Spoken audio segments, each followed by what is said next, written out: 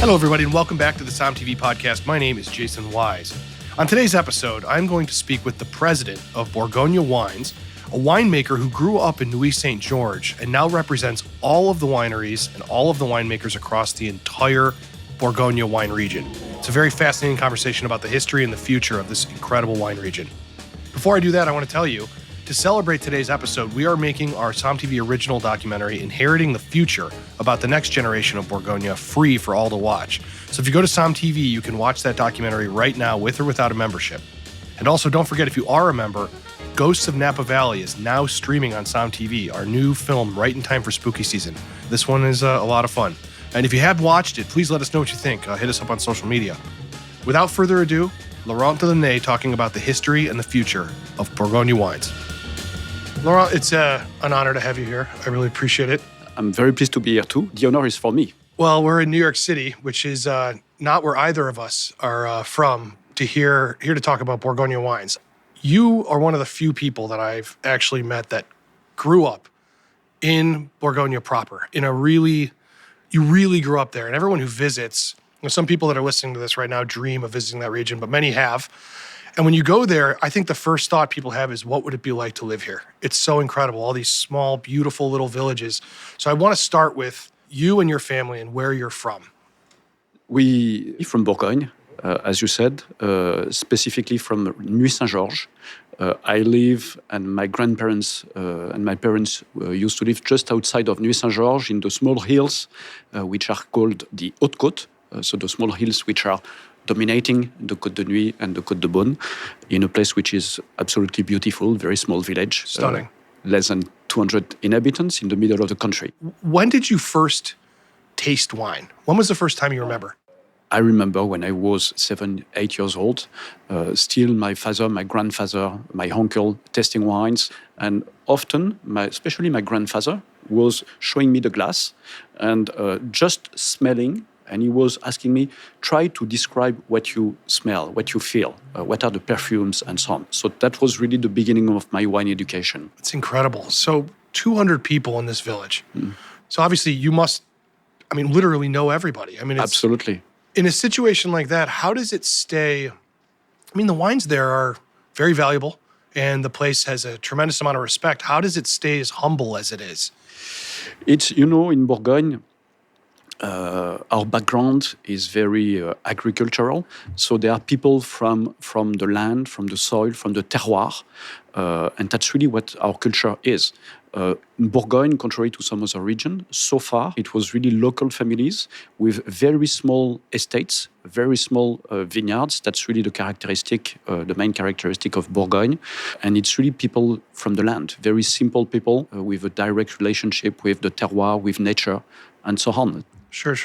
Look, I've spent a lot of time filming in these places and meeting people. I find the people, especially in Bourgogne, to be some of the kindest people that I have worked with in France. What is the culture like compared to somewhere like the south of France or Paris or Normandy? What makes Bourgogne special from a standpoint of living there? I'm asking you as a resident who grew up there. It's a place where time passing is very important. We all know, especially in viticulture, that everything takes time. And it's a kind of philosophy, if you see what I mean. We've been producing wines in Bourgogne for 2,000 years. It's really at the beginning of the Middle Ages, by the 11th century, that we started to realize that we had incredible terroirs. We started really to vinify the wines separately and to promote the name of the local place and so on. And when you plant some vineyards, it's for at least 8 years. So it's not for you, it's for your children or grandchildren. When you are a winemaker, as I am, you make wine only once a year. An old wine grower, maximum, has made 50 different vintages. And we age the wines a long time before we bottle them, and you can also keep our wines for a very long time. When you have the opportunity to test old vintages from great vintages and great growers who have been kept in good conditions, it's a little like traveling in time.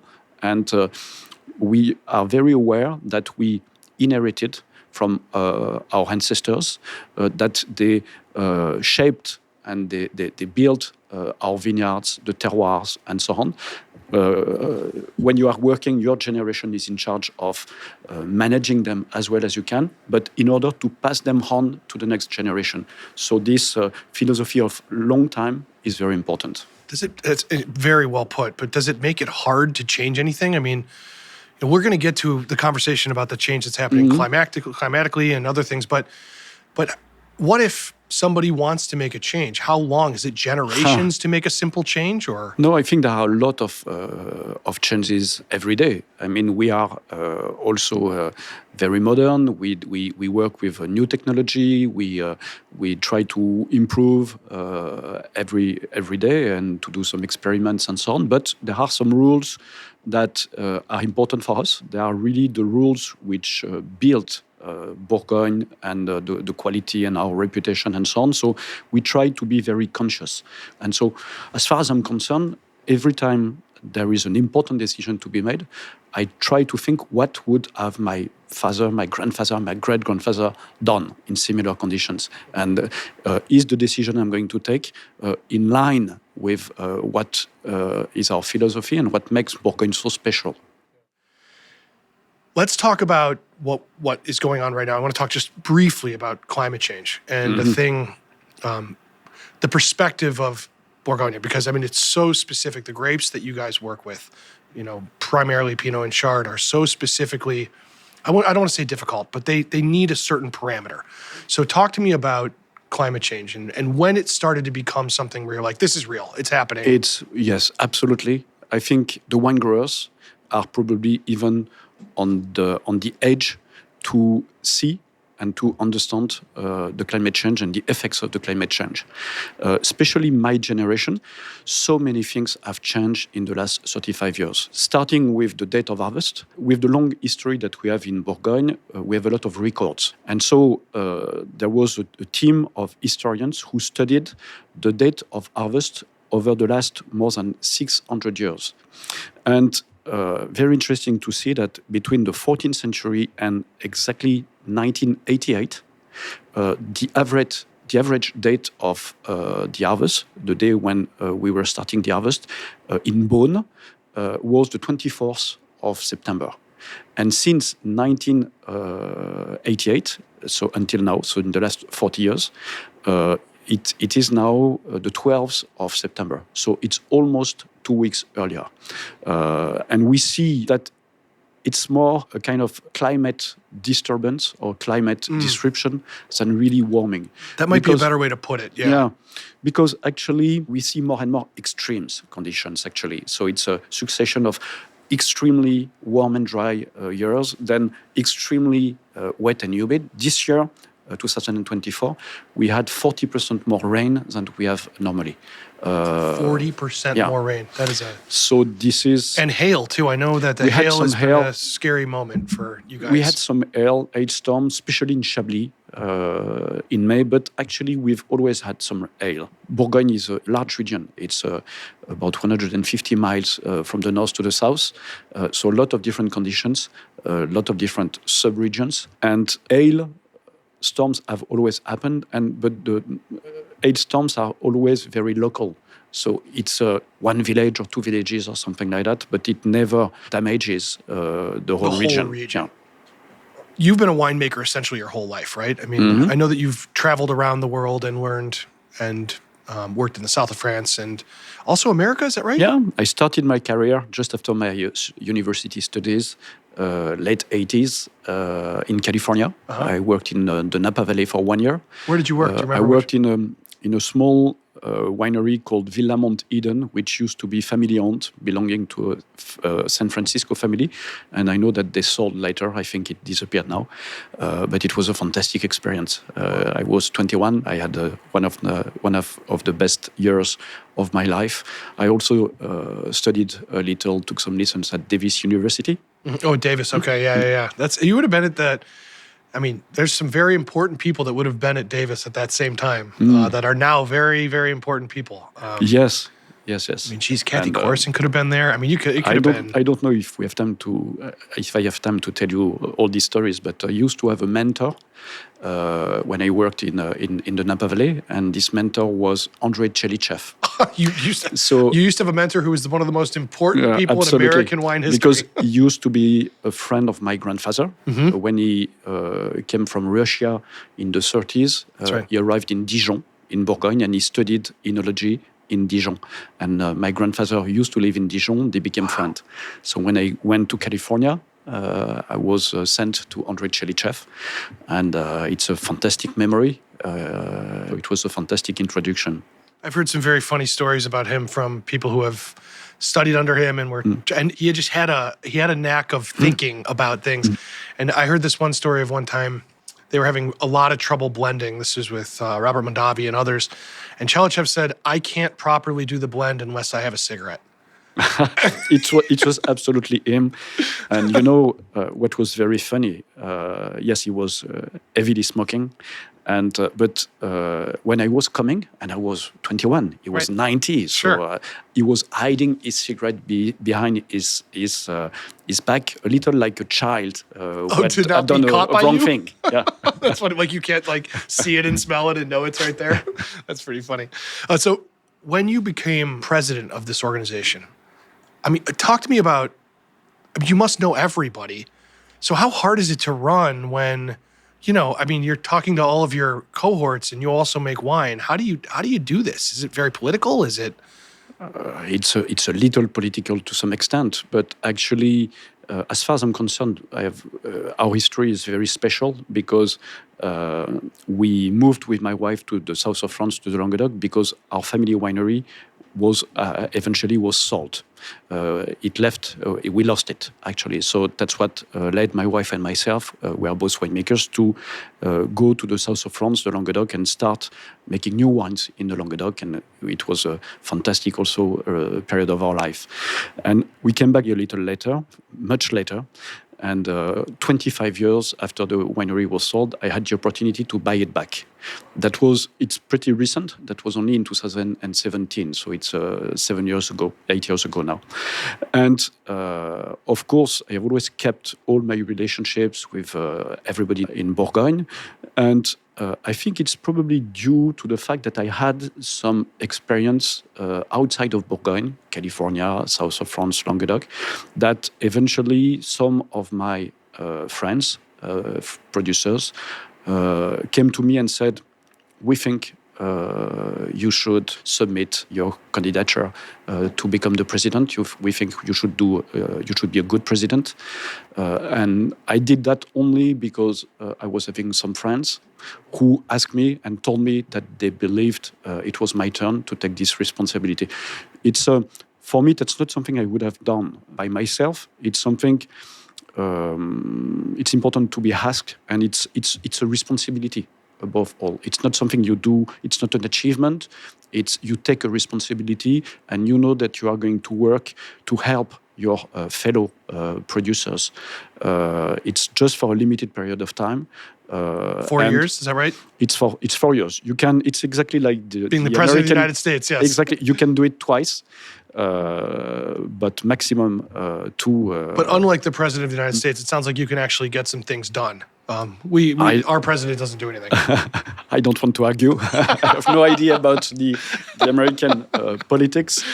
But yes, it's important to try as much as you can. And to be honest, when you are a producer, when you are a négociant, when you work in Bourgogne, you are what is done collectively through the Bourgogne Wine Board, the BIVB, by people who are volunteers to do it, because we do it in addition to our normal job at our wineries. So it's very time consuming, but you benefit of it when you are a producer. What we do with the Bourgogne Wine Board, the BIVB, is all what cannot be done at the individual level of a small estate or of a small négociant house. So it's mostly promoting and developing the image of the region, helping the producers to promote their wines. It's also and this is probably the most important part, it's also research and development, bringing to the producers new techniques in terms of viticulture, in terms of winemaking, in terms of wine aging, and so on, to improve the quality and to answer to some concerns that the producers may have. Like what? What would be? I take an example. The BIVB, the technical department of the BIVB, handles now about 70 projects of research and development. 2/3 of them are linked to the climate change and to the consequences of the climate change. How are we going to continue to adapt the way we are working to the climate change in order to keep the quality of our wines, to adapt to the situation. That's very important to say that we work about the consequences, because there are not a lot of things we can do to work on the cause. Right. So that's unfortunate. But it's important to do it anyway. So we have to take our part. And it's also a big decision that we took about 2 years ago at the BIVB for the whole region, is to try to reduce our greenhouse gas emissions by 60% by 2035. That's the only way we have to try to be part in trying to solve the problem. And the last thing that the BIVB is doing is also what I would call economic intelligence, bringing the Bourgogne producers all the information they may need about the market, the consumers' behavior, and so on, for them to give them the possibility and the information to adapt to the situation and promote their wines. I think it's a stunning thing when you get into wine. And I mean, I've worked in wine making films and all of this stuff for now, 14 years or so. But I can't touch the practical knowledge you have with the dirt. But it is an incredible thing to see the diversity of wine and just the different styles of the way things are made in Bourgogne. It is an incredible breadth of difference. Is it hard to make people realize how wide a range? And I know that it's primarily 3 grapes. I mean, if you're going to count Aligoté, but it's even mostly 2. Yeah, right. I mean, actually, 94% is made with Chardonnay and Pinot Noir, and the diversity comes only from the terroirs and from the different terroirs that we have, and we have a kind of unique mosaic of terroirs in Bourgogne, and that's really what makes Bourgogne so special. And as it took a long time, and it's been done over a long time, that's the reason why we have that many appellations. In Bourgogne, we have 84 different appellations. It's simply the world record. It is something that I'm always curious because it's not like people do not know of the region. I would say if it's not the most respected region in the world, it's right one of them. There. I don't want to get into an argument, but I would say it is. But I think that just making people understand that it's not just one thing. It's not just, I hate to say it. I mean, some of these wines can be they can cost a lot. They're very high quality, but there's also, I don't know of many regions where you can get more approachable, incredible wines for the price than Bourgogne. It's such an amazing, to have that in the same region is really wild. I mean, we are very lucky and very fortunate. We know that. It's what also fascinates people about Bourgogne. It's the fact that one life is not enough. When I started in the early 90s, a lot of Bourgogne producers were absolutely convinced that they were making the best wines in the world, but they were not able to tell why. It was simply like that, because it was Bourgogne, and our wines were very much sought after. But actually, they were making wines exactly the same way as their parents, grandparents, and so on. And a little later, in the mid-90s and the following years, with the new generation starting to travel, everybody started to understand that quality is not something which is stable. That's something that you have to keep, to increase year after year. And it's the addition of hundreds of very small details. And actually, this philosophy of making very small, minimalist experiments, experimenting new techniques, but sometimes small details. It really came from traveling all over the world, seeing what was happening, understanding that there were some other regions in the world where quality was improving dramatically. And you have to pay attention not to be just seated on your chair waiting. And, you know, I have a daughter who is 26, who studied business and winemaking and viticulture. She was very lucky because she had the opportunity to work for one vintage at DRC, Domaine de la Romanée Conti.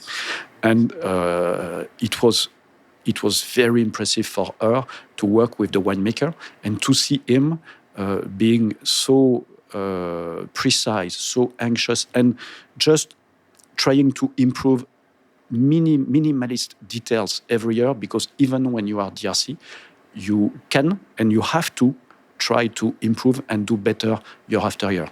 Yeah, I think especially when you're DRC, you have to do that. Yeah, exactly. It's an amazing thing that we had the opportunity to film there for the second Somm film, and Alberto Valen said, "What bottle would you like me to open on camera?" He pointed to, he had several very good vintages.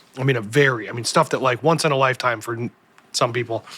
And I said, I don't want you to open any of those. I want you to open up what you think was a very challenging vintage that you're proud of. Very interesting. And he said, I thought he was going to cry. He was like, he goes, that makes me very happy, because anyone can make a good vintage in a good year and they can sell for great money, but to make a great vintage in a tough year, and that's the vintage we opened. It was an incredible thing, and that goes to show the sign. And I don't think it's just for DRC. It goes to show the sign of the whole region of what you're saying. You don't ever give up. You're always trying to figure out, how do we do this the best? Yes, it's a very important philosophy, and I appreciate very much what you said about tougher years and so on, because you're right. That's these vintages which remain in the winemaker's memories, and that's really where you show the difference. For sure. Well, so you spoke a little bit about the next generation. I honestly am the ones I've talked to, I think are very proud of them. I think it's like the continuation of what you said when you started this, of your grandfathers, your great-grandfathers, grandmothers, everyone who built this place. How do you feel about the next generation?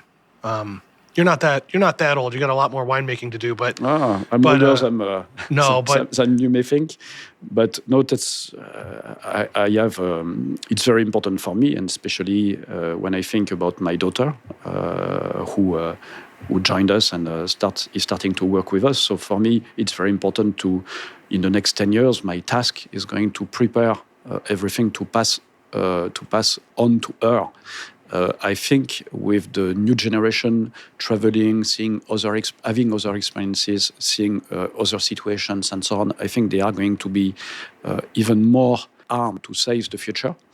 I see the way my daughter and her friends are together, how they behave. They are wine lovers. They are really wine lovers. That's really what brought my daughter to this industry. That's the love for wine and all the lifestyle which goes with it, and the history and everything. The history, that all the culture and so on. And it's very interesting to see them when they go out in Beaune or in Dijon. They go to wine bars and they love tasting wines. They love going to make wine tastings in other wineries and so on. So, I'm very confident. That's great. It's an honor to talk to you. I could do this all day long, but I know you have quite a bit to go to and probably some wine to go drink. So I want to say thank you, and I'm definitely drinking some Bourgogne wine today now that I've had this conversation. Thank you very much. Yes, thank you very much, Jason. It was really a pleasure to meet and to talk with you. It's an honor. Thank you. I want to thank everybody for listening to today's episode and remind you that if you want to watch our original documentary for free, Inheriting the Future about the next generation of Bourgogne, go to sommtv.com now or download the app. You can watch it for free, whether you're a subscriber or not. Also, of course, Ghost in Napa Valley. Go and watch that. Subscribe to Somm TV and let us know what you think of our new Wine and Ghost film. It is quite a wild ride. I want to thank our producer, John Adams. I want to thank Jackson Myers, who filled in to record tech. And I also want to thank Sabato Sagaria and everyone at 1/5 Restaurant for letting us record this episode in New York City there. Everybody behave yourselves and have a great, great glass of Bourgogne. Talk soon.